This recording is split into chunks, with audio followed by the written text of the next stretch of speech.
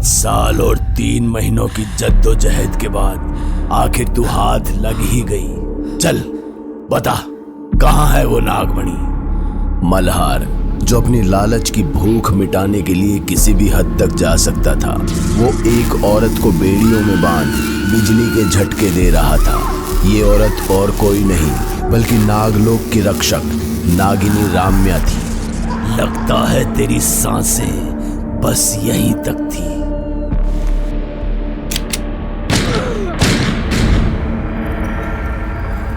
माँ? नागिन। शिवान्या 1 हफ्ते के उपरांत गहरी चोटों के साथ जागी थी, जिसका प्रमाण था उसके शरीर पर बंधी पट्टियां। उसने अपनी माँ को कभी नहीं देखा था, मगर उसकी माँ के लिए उसकी आंखें नम थी। बिटिया, आराम से, हम तुम्हारे ही जागने का इंतजार कर रहे थे। हम कहाँ हैं बाबा? और ये सब किसने? बेटिया, तुम फिलहाल आराम करो, हम तुम्हारे खाने के लिए कुछ लाते हैं। इतना कह शास्त्री अपनी रसोई घर में आकर भोजन की तैयारी करने लगा, मगर जैसे ही नीलवंती यक्षिणी उसके सामने अवतरित हुई, उसके हाथ से कड़छी छूट गई। नाविका, माना तुम यक्षिणी हो, पर कृपया क्या तुम दरवाजे का उपयोग कर सकती हो? किसी दिन सच में तुम मुझे... मैं तुम्हारी नाविका नहीं हूँ और शायद कभी थी भी नहीं। तुमने शिवन्या को सच क्यों नहीं बताया? उसकी कुल माता होकर भी तुम्हें उस बच्ची पर तरस नहीं आता है? अभी अभी तो वो बेचारी बच्ची मौत के मुंह से बचकर आई है। उसने अगर जल्द ही कुछ नहीं किया तो वो मरी और भूल गए उसकी माँ की हत्या। किसने मेरी माँ की हत्या करी और कौन थी मेरी माँ? कुलमाता, कुछ तो कहिए। आज सपने में मैंने एक लाल रंग के वस्त्र पहनी औरत को किसी शिकारी के हाथों प्रताड़ित होते देखा, और मैंने आंखें खोली तो पता नहीं कैसे मेरी जुबान पर माँ का नाम था और आंखों में आंसू। ऐसा क्यों कुलमाता? क्योंकि वो सच में तुम्हारी माँ थी और नागलोक की पुरानी रक्षक भी थी। हाँ शिवन्या, तुम पूछ रही थी ना कि आखिर तुम ही क्यों? नागलोक की परंपरा रही है कि रक्षक के वंशज ही रक्षक बनते हैं। तुम्हारी माँ ने 150 साल नागलोक को सुरक्षित रखा। फिर एक दिन मल्हार और उसके आदमियों ने नागलोक को ढूंढ निकाला और नागलोक में चारों तरफ त्राही त्राही मच गई। पर तुम्हारी माँ ने नागलोक से सभी को किसी तरह सुरक्षित बाहर निकाला।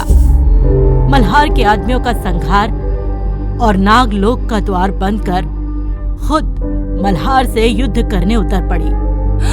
पर एक बेचारी नागिन इंसान के आधुनिक हथियारों के आगे कितना टिकती।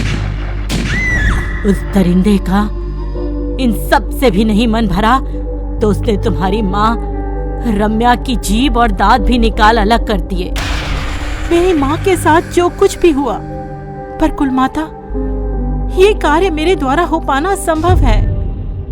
वो डायन मुझसे कहीं शक्तिशाली है। अरे बिटिया, तुम आराम करो, हम कोई दूसरा हल निकाल लेंगे। यदि कोई दूसरा हल होता तो मुझे यहाँ आने की आवश्यकता ना पड़ती और वो मणि हासिल तुम्हें ही करनी पड़ेगी। आखिर मैं ही क्यों? क्योंकि जिस मल्हार ने तुम्हारी माँ को मार डाला वो उसी माया का सौतेला पिता है, और माँ का बदला बेटी नहीं लेगी तो और कौन? और याद रखना शिवन्या, अगर तुमने उसे नहीं मारा तो वो उसी नागमणि से मल्हार को पुनर्जीवित कर देगी। ये सुन शिवान्या रोते हुए आश्रम से बाहर चली गई। माया नागलोक की एक इमारत में फर्श पर लाल सिंदूर के गोले में शैतानी क्रिया का अनुष्ठान कर रही थी। नागमणि को दाएं हाथ रख एक मंत्र को कई बार बुदबुदा रही थी। मंत्र के अंत में उसने अपने दाएं हाथ को चीरते हुए अपने खून की बूंदों से जमीन पर एक पेंटाग्राम बनाया। माया तुरंत नागलोक को छोड़ एक दूसरी दुनिया में प्रवेश कर चुकी थी, जहां चारों तरफ अंधेरा था और उसे सुनाई दी तो बस एक आवाज, अमावस की रात होगा मेरा पुनर्जन्म, पिता का राज। इससे पहले कि मल्हार की आत्मा अपने शब्दों को विराम दे पाती, माया का संपर्क ऐसा टूटा कि वो वापस नागलोक में आ गिरी। आखिर बाबा कहना क्या चाहते थे? अमावस की रात को पुनर्जन्म? इसका अर्थ क्या हो सकता है? शिवान्या गुस्से में नदी किनारे बैठी पानी में एक के बाद एक पत्थर मारे जा रही थी। शिवान्या के चेहरे पर गुस्से और घृणा का एक निशान भी नहीं था। शिवन्या, मैं जानती हूँ तुम क्रोधित हो, पर अपना क्रोध सही जगह पर इस्तेमाल करो। मैं क्रोधित हूँ तो खुद से। मेरी माँ ने नागलोक की सुरक्षा के लिए अपने प्राण तक न्यौछावर कर दिए और मैं नागास्त्र के होते हुए भी पराजित हो गई और अपने कुल का अस्त्र भी गंवा बैठी। नागास्त्र ही तुम्हारी आखिरी उम्मीद नहीं थी। एक शस्त्र और है जो उस डायन का संहार करने में तुम्हें काम आएगा, पर उसके लिए तुम्हें यहाँ से कोसों दूर एक सागर तट के किनारे स्थित शिव मंदिर में जाना होगा, जिसमें एक ऐसा शिवलिंग है जिसका अभिषेक तुम्हें दूध और भस्म से आधी रात में करना होगा। परंतु क्या कुलमाता? ओम भगवान विष्णु ओम। अरे उस मंदिर के पहले एक बरगद का वृक्ष है, जहाँ एक बेताल बैठता है जो बिना अपने 2 सवालों का जवाब पाए तुम्हें अंदर नहीं जाने देगा, और अगर तुम्हारे मन में कोई छल है तो वो तुम्हारे सर के टुकड़े टुकड़े कर देगा। पुत्री, क्या अब भी तुम्हारे मन में कोई संकोच या संदेह है? बताओ। नहीं बाबा, अब कोई संकोच नहीं है। विजयी भव पुत्री, विजयी भव। जाने से पहले एक आखिरी बात। शास्त्री ने शिवान्या के माथे पर तिलक लगाया और आखिरी बात धीरे से उसके कान में कही, जिसे सुनते ही शिवान्या ने बात समझने की हामी भरी और देखते ही देखते नागिन का रूप ले अपनी मंजिल के लिए रवाना हो गई। 3 दिन बाद शिवान्या रात और दिन के लंबे सफर के बाद आखिरकार सागर किनारे बसे शिव मंदिर में पहुंची। मगर इससे पहले कि वो मंदिर के किवाड़ खोल अंदर जाती, एक काला साया किसी बवंडर की तरह उसके चारों ओर घूमने लगा और अंततः अपने बहाव के साथ उसे उड़ाते हुए किवाड़ से दूर कहीं फेंक दिया। शिवान्या ने गिरने के बाद होश संभाला तो पाया कि एक विशालकाय बेताल उसके सामने खड़ा है, जो उंगली के इशारे से उसे अंदर जाने के लिए मना कर रहा था। बेताल ने एक बेल पत्र की पत्ती शिवान्या की ओर भेजी, जिसमें उसके लिए एक सवाल था। वो क्या है जो हमेशा आता रहता है लेकिन वास्तव में कभी नहीं आता है? कल कभी नहीं आता। सही जवाब सुन बेताल मुस्कुराता है और एक दूसरे बेलपत्र की पत्ती शिवान्या की ओर भेजता है। देवों के देव महादेव से बड़ा कौन है? ये सुन शिवान्या मुस्कुराई, जैसे कि वो इसका जवाब जानती हो। प्रभु से बड़ा प्रभु का नाम। प्रभु से बड़ा प्रभु का नाम, अर्थात शिव से बड़ा शिव का नाम। बेताल मुस्कुराया और उसने गायब हो शिवान्या का रास्ता छोड़ दिया। शिवान्या भी शास्त्री के कहे अनुसार मंदिर में जाकर भस्म और दूध से शिवलिंग का अभिषेक करती है और आंख बंद करके शंभू का जाप करने लगती है। शिवान्या का शंभू जाप अभी चल ही रहा था कि अचानक एक सुनहरा त्रिशूल उसके सामने हवा में अवतरित हुआ और उसके हाथों में जा पहुंचा। दाएं हाथ में नागमणि लिए माया एक शैतानी मंत्र बुदबुदा रही थी। उसके हर मंत्र के साथ नागमणि की चमक बढ़ती जा रही थी। जैसे ही उसने अपना मंत्र बुदबुदाना बंद किया तो जमीन में से 10 मुर्दे निकले, जिनके शरीर का मांस सड़ा हुआ था और आंखें और जुबान बस शरीर से बाहर निकलने को हो रही थी। फैल जाओ चारों दिशा में। मेरी क्रिया के अनुष्ठान में किसी को बाधा डालने मत देना।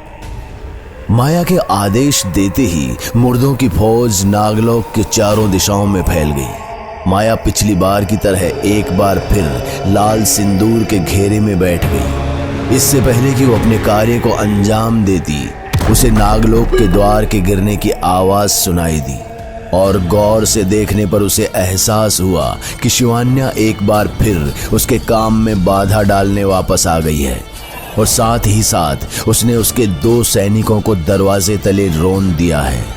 ये नागिन है या मलेरिया? मुंह उठा के बार बार चली आती है। अरे कहाँ मर गए मेरे सैनिक? बस बहुत हुआ, मारो यार इसे, खत्म करो। माया की मुर्दा फौज ने शिवान्या पर धावा बोल दिया। वो एक एक कर उस पर टूट पड़े और उसके शरीर को नोचने लगे, पर शिवान्या इस बार सूझबूझ और ठंडे दिमाग से काम ले रही थी। उसने तुरंत एक विशालकाय सांप का रूप ले लिया और फन फैलाए उन सब पर फुफकारने लगी। उसने अपना बड़ा सा मुंह खोला और एक साथ सभी मुर्दों को अपने जहर से जला दिया। शिवान्या की नजर अब माया पर पड़ी तो वो तुरंत उसकी ओर रेंग कर उसे भी निगल जाना चाहती थी, मगर माया ने चालाकी दिखाते हुए अपने शरीर को 1000 मकड़ियों में तब्दील कर लिया और अपने पीछे खड़ी नागलोक की एक मीनार पर चढ़ गई और वापस मकड़ियों से अपने इंसानी शरीर में आते हुए बोली, बहन तू कब सुधरेगी? ना तेरे कपड़े बदले, ना तेरा टांग अड़ाने का एटीट्यूड। I mean why? तेरे मल्हार बाबा ने मेरी माँ को इसी नागलोक के बाहर तड़पा तड़पा के मारा था और तू उसी मल्हार को जीवित करने आई है। खबरदार, अगर तूने मेरे मल्हार बाबा का नाम भी लिया। वो इस दुनिया के सबसे अच्छे पिता हैं। वो इंसान नहीं, देवता है, देवता। कौन सा देवता एक निहत्ती औरत की जबान खींचता है, उसे प्रताड़ित करता है? वो देवता नहीं, दानव है, दानव। माया, जो अभी तक हंसी ठिठोली में शिवान्या का उपहास कर रही थी, इस क्षण में खुद किसी भभकते ज्वालामुखी की तरह उबल मीनार से कूद शिवान्या पर टूट पड़ी। दोनों अपने दैत्य रूप में आ चुके थे। शिवान्या अगर एक वार पूंछ से करती तो माया भी अपने मकड़ी के पैरों से उसकी पूंछ के वार को रोकती और बुरी तरह नोचती। हर वार के साथ दोनों लहूलुहान हो जाते और मजाल थी कि कोई भी अपने कदम पीछे हटाता। शिवान्या को एक मौका दिखा जब उसके वार से माया अपने घुटनों पर आ चुकी थी। उसने शंभू का नाम लिया और अपनी पूंछ से उसके सीने पर इस कदर जोर से वार किया कि माया उड़ते हुए दूर जा गिरी। माया और शिवान्या के इस युद्ध में पहली बार माया ने मुंह की खाई थी, जिसके जवाब में माया खड़ी हुई और माया ने शिवान्या पर उसके नागास्त्र से वार किया।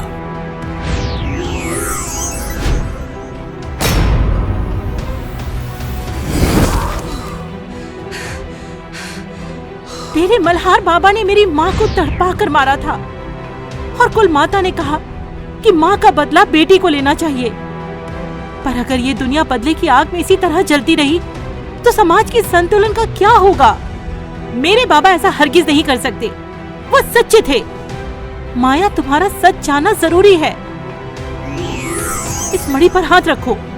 माया एक बार तो कतराई, पर माया के मणि पर हाथ रखते ही शिवान्या ने महाकाल का नाम लिया और मंत्र बुदबुदाते ही माया को वो मार्मिक दृश्य दिखाया जो उस रात उसकी माँ के साथ हुआ था। इस नागमणि के लालच ने न जाने कितनों को मौत के घाट उतार दिया और शायद आगे भी उतारता रहेगा। इससे बेहतर है कि ये मणि ही ना रहे। शिवान्या ने अपने त्रिशूल के वार से नागमणि को नष्ट कर दिया और नागमणि की सारी शक्तियां खुद में समाहित कर ली। माया, जो अपने पिता की सच्चाई से अभी रूबरू हुई ही थी, अपने आंसू पोंछते हुए बोली, तुमने आज मेरी जान बख्शी है। अगली बार सामना हुआ तो शायद मैं भी तुम्हारी जान बख्श दूं, मगर मेरी हिदायत रहेगी, कभी दोबारा मेरे सामने मत आना। इसी हिदायत के साथ माया ने एक बार फिर हजारों मकड़ियों के रूप में अपने शरीर को बिखेरा और नागलोक से हमेशा हमेशा के लिए चली गई और आखिरकार नागलोक में एक नया सवेरा हुआ। और इसी सवेरे के साथ नागलोक में बाकी नाग और नागिनों का प्रवेश आरंभ हुआ, जो झुककर शिवान्या या कहें अपनी रानी का आदर कर रहे थे।